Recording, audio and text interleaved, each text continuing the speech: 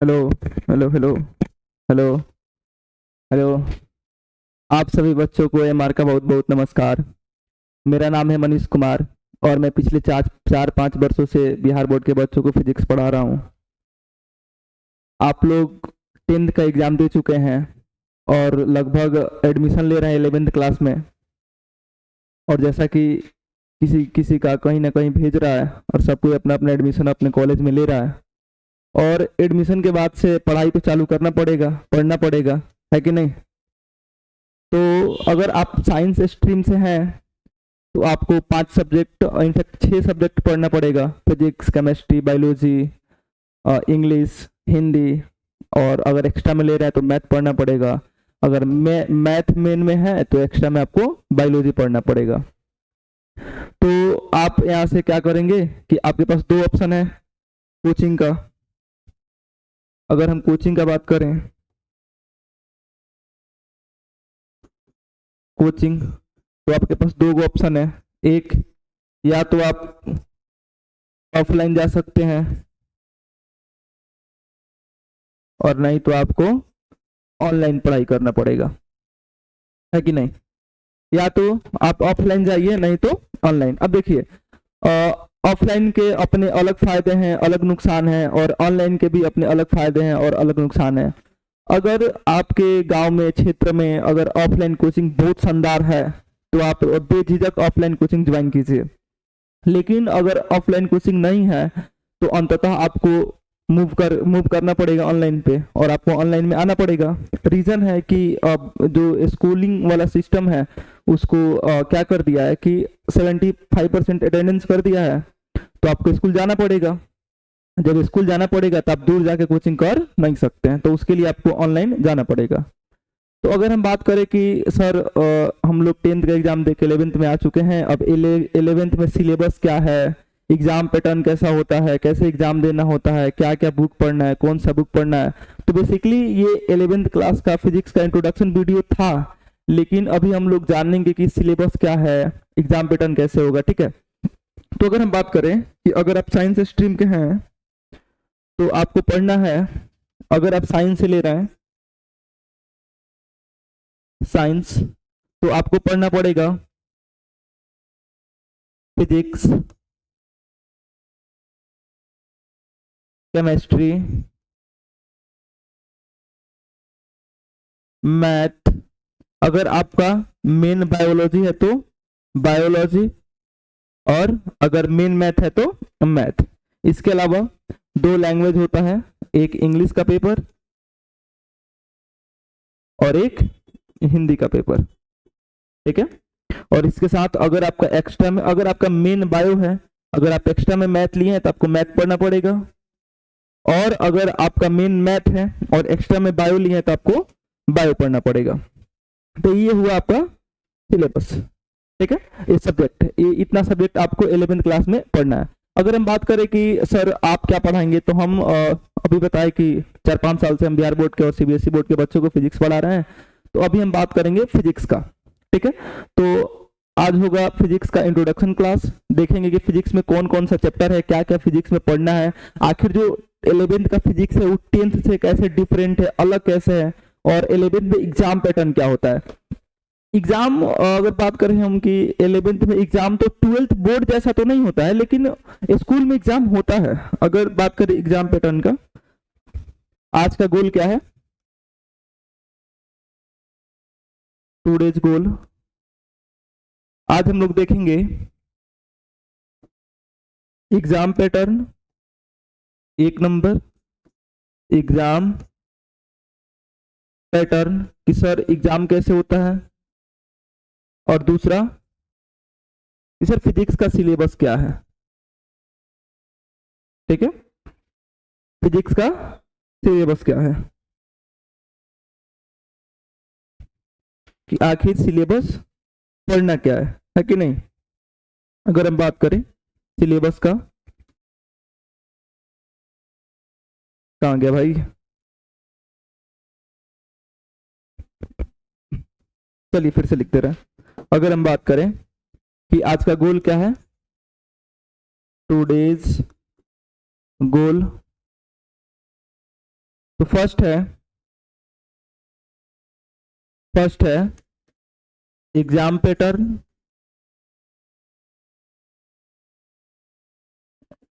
और दूसरा सिलेबस। ठीक है, सिलेबस में बात करें तो फिजिक्स का सिलेबस, फिजिक्स सिलेबस। ठीक है, कि फिजिक्स का सिलेबस क्या है। दो चीज साथ बात किया जाएगा कि एग्जाम पैटर्न कैसे होता है, 11th में एग्जाम कैसे होता है, और फिजिक्स का सिलेबस क्या है। तो हम बात करें एग्जाम पैटर्न का। अगर हम बात करें एग्जाम पैटर्न का,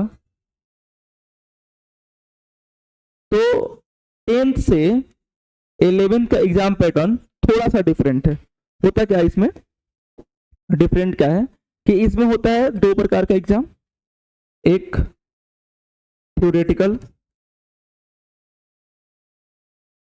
थ्योरेटिकल एग्जाम और दूसरा प्रैक्टिकल एग्जाम। दूसरा होगा प्रैक्टिकल एग्जाम। ठीक है, टोटल अगर मार्क्स का बात करें तो फिजिक्स होता है 100 मार्क्स का, जिसमें जो प्रैक्टिकल एग्जाम है ये होगा, सॉरी, जो थ्योरेटिकल एग्जाम है ये होगा 70 मार्क्स का, और जो प्रैक्टिकल एग्जाम है ये होगा 30 मार्क्स का। ठीक है, और प्रैक्टिकल हो गया 30 मार्क्स का और थ्योरेटिकल हो गया 70 मार्क्स का। अब देखिए, अब आगे अगर हम बात करें तो यहाँ पे जो थ्योरेटिकल है ये होता है दो प्रकार का, एक होता है ऑब्जेक्टिव टाइप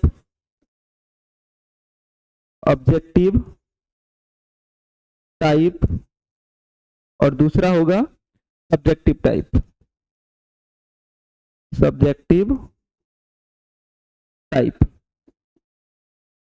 ठीक है, एक ऑब्जेक्टिव टाइप और दूसरा सब्जेक्टिव टाइप। अगर हम बात करें ऑब्जेक्टिव टाइप में, तो ऑब्जेक्टिव टाइप होता है, इसमें क्वेश्चन पूछता है 70 क्वेश्चन। ठीक है, लेकिन बनाना होता है 35 क्वेश्चन बनाना है, और पर क्वेश्चन है 1 मार्क्स का।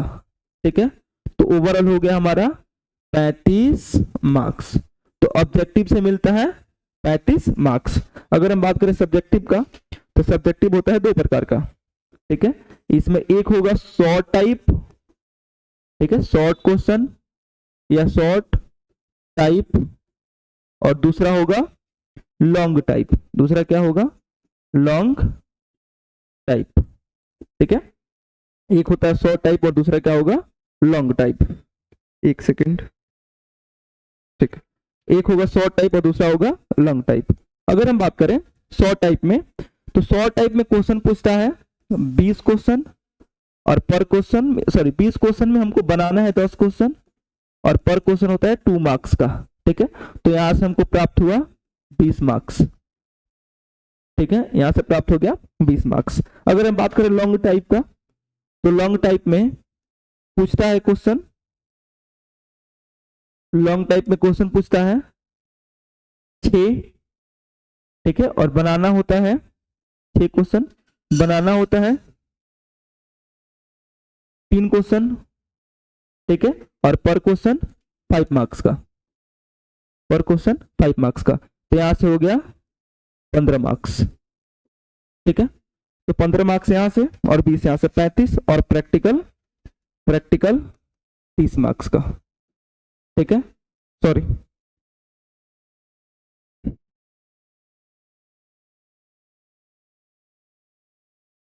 बीस 15 35,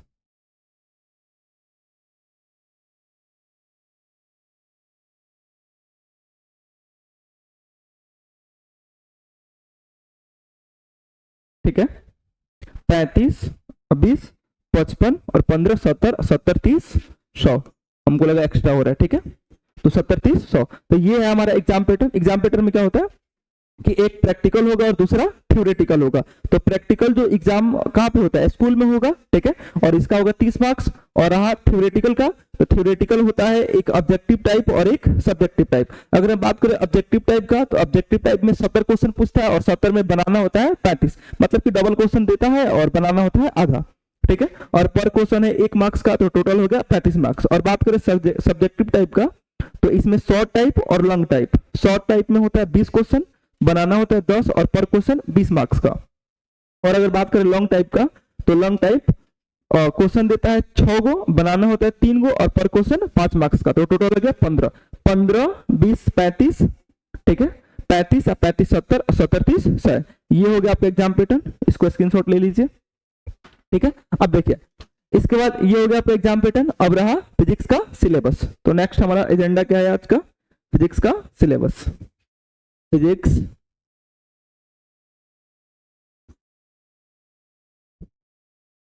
फिजिक्स सिलेबस, ठीक है। भौतिकी का पाठ्यक्रम क्या होगा, भौतिकी ठीक है पाठ्यक्रम। अगर हम बात करें भौतिकी के पाठ्यक्रम का, सिलेबस का, ठीक है, तो 11th क्लास में फिजिक्स का 2 बुक होता है, ठीक है। और फर्स्ट बुक में होता है 8 चैप्टर और सेकंड बुक में 7 चैप्टर। अगर हम बात करें तो 11th में हमारा 2 बुक, ठीक है, कितना 2 बुक्स, 2 किताबें होती हैं। अगर हम बात करें फर्स्ट बुक में होता है 8 चैप्टर, ठीक है, फर्स्ट बुक में 8 चैप्टर और सेकंड बुक में होता है, ये हो गया हमारा सेकंड बुक और इसमें होगा 7 चैप्टर, ठीक है। सेकंड बुक में कितना होगा 7 चैप्टर, ठीक है। तो टोटल कितना हो गया 8 और 7 15। इसका मतलब है कि हमको 11th क्लास में टोटल कितना चैप्टर पढ़ना है, 15 चैप्टर, ठीक है। अब देखिए अगर हम बात करें फर्स्ट बुक में जो 8 चैप्टर वो कौन कौन से हैं, तो हमारा फर्स्ट चैप्टर जिसको हम लोग बोलते हैं भौतिक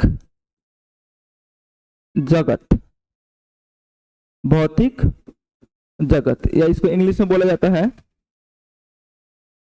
फिजिकल वर्ल्ड, ठीक है। अगर हम बात करें दूसरे चैप्टर का, तो दूसरा होगा मात्रक और मापन, यूनिट एंड मेजरमेंट, ठीक है। अब इसके अलावा अगर हम बात करें तीसरे चैप्टर का, तो फर्स्ट बुक का तीसरा चैप्टर है सरल रेखा में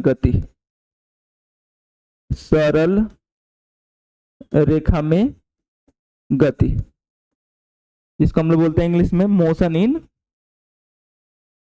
मोशन इन स्ट्रेट लाइन, ठीक है। अगर हम बात करें नेक्स्ट चैप्टर का, चौथा चैप्टर, तो चौथा चैप्टर हो जाएगा समतल में गति, जिसको हम लोग बोलते हैं मोशन इन प्लेन, ठीक है। और इसके बाद है नेक्स्ट 5th चैप्टर या 5वां चैप्टर, जो है कि गति का नियम, जिसको बोला जाता है इंग्लिश में लॉज ऑफ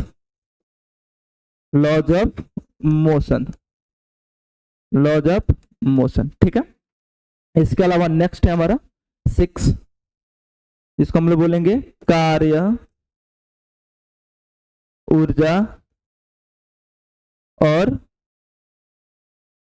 शक्ति, ठीक है, कार्य, ऊर्जा और शक्ति, वर्क एनर्जी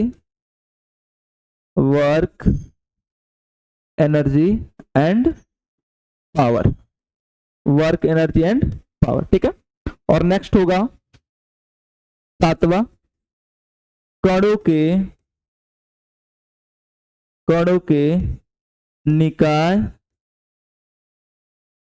तथा घूर्णी गति, कणों के निकाय तथा घूर्णी गति, ठीक है। इसको बोला जाता है सिस्टम ऑफ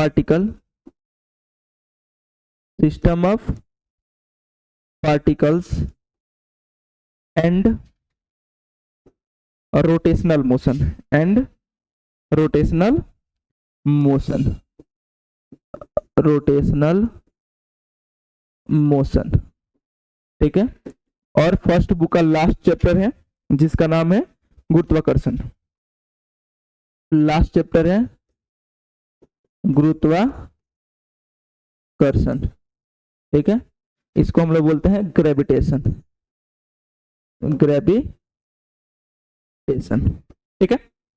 तो लगभग 11th में हम लोगों को 2 बुक पढ़ना है, ठीक है, जिसमें एक है फर्स्ट बुक और दूसरा सेकंड बुक। फर्स्ट बुक में लगभग कितना चैप्टर है, 8, ठीक है, जिसमें फर्स्ट चैप्टर क्या है, भौतिक जगत, दूसरा क्या है, मात्रक और मापन, तीसरा क्या है, सरल रेखा में गति, चौथा क्या है, समतल में गति, पांचवा क्या है, गति का नियम, 6 है कार्य ऊर्जा और शक्ति, 7 है कणों के निकाय तथा घूर्णी गति, और 8वां है ग्रेविटेशन, ठीक है।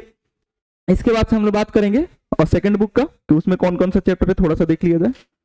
अगर हम बात करें सेकंड बुक का, तो इसमें फर्स्ट चैप्टर है सेकंड बुक का फर्स्ट और फर्स्ट बुक का 9th। इसमें हो जाएगा ठोसों के यांत्रिक गुण, ठीक है, ठोसों के यांत्रिक गुण। अगर हम बात करें, इसको डिलीट ही कर देते हैं, ठीक है। क्या होगा, 9th चैप्टर ठोसों के यांत्रिक गुण, ठीक है, जिसको इंग्लिश में बोला जाता है मैकेनिकल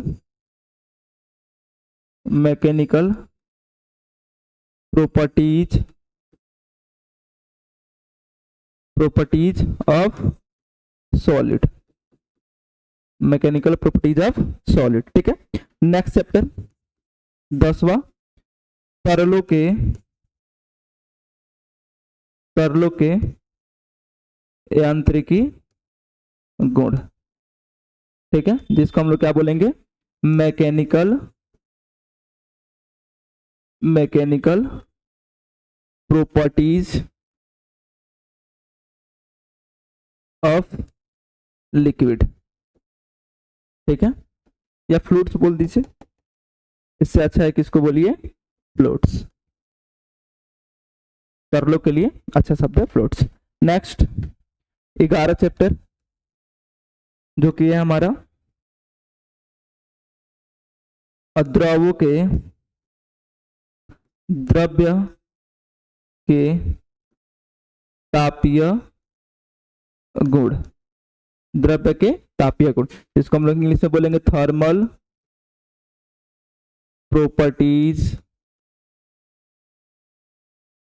प्रॉपर्टीज ऑफ मैटर, ठीक है। क्या होगा, thermal properties of matter. Next है 12 नंबर चैप्टर 12 जो कि है हमारा, ठीक है, ऊष्मा गतिकी, इसको हम लोग इंग्लिश में बोलते हैं थर्मोडायनामिक्स,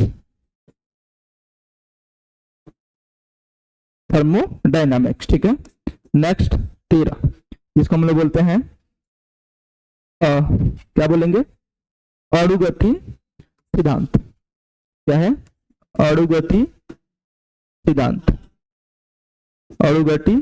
सिद्धांत, जिसको बोला जाता है काइनेटिक थ्योरी, ठीक है। और नेक्स्ट 14 नंबर, ठीक है, जो कि है हमारा दोलन, 14 नंबर क्या है, दोलन, और इसको इंग्लिश में बोला जाता है ऑसिलेशन,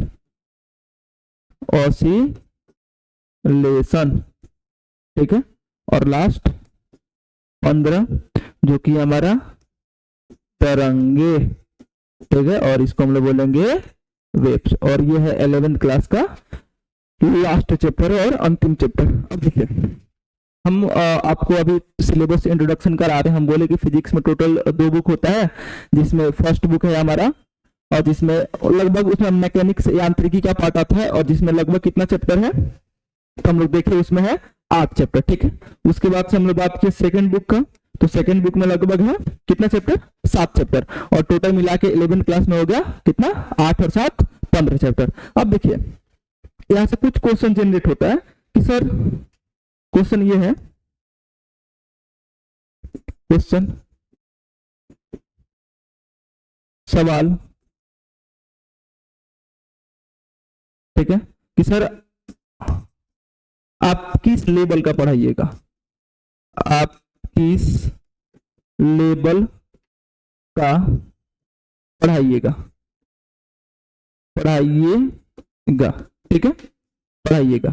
अब देखिए हमको पता है ये पढ़ाइएगा गलत है, ठीक है, चलो जो बच्चा मेरे से ऑफलाइन में पढ़ता है उसको पता है कि हम कैसे लिखते हैं। अब देखिए क्वेश्चन आपका है कि सर किस लेवल का पढ़ाइएगा, ठीक है। अब यहाँ पे आता है कि सर आप बोर्ड लेवल का पढ़ाइएगा, Bihar board, Bihar board level, ठीक है, फर्स्ट। दूसरा, दूसरा क्या होगा, नीट लेवल, नीट लेवल। दूसरा, तीसरा होगा जेई लेवल, जेई लेवल। या फिर यहाँ से और क्वेश्चन बन सकता है कि सर एनडीए है, एसएससी सीजीएल जो भी हो। तो एक बात हम बता दें कि कोई भी टीचर किसी भी सब्जेक्ट का टीचर होता है, किसी एग्जाम का नहीं। जैसे अगर हम बात करें कि अगर हम फिजिक्स पढ़ाते हैं तो हम सच में फिजिक्स पढ़ाते हैं। अब इसमें आप लोग क्राइटेरिया डिसाइड कर दिए कि सर ये बोर्ड के टीचर है, ये नीट के टीचर है, ये जेई के टीचर है। अच्छा एक बात बताइए कि अगर हम फिजिक्स पढ़ा रहे हैं तो क्या फिजिक्स का जो कंसेप्ट है वो नीट में अलग होगा, बोर्ड में अलग होगा, जेई में अलग होगा? तो नहीं, बिल्कुल ऐसा नहीं होता। कंसेप्ट सब जगह पे एक ही होता है, बस थोड़ा सा लेवल का फर्क होता है कि आप उसमें कितना डेप्थ में, कितना गहराई में जाके पढ़ा रहे हैं या पढ़ रहे हैं। तो हम आपको बता रहे हैं कि हम फिजिक्स के टीचर हैं और पिछले 5 सालों से सिर्फ और सिर्फ फिजिक्स पढ़ा रहे हैं, ठीक है। तो हम आपको बोर्ड लेवल भी पढ़ाएंगे और नीट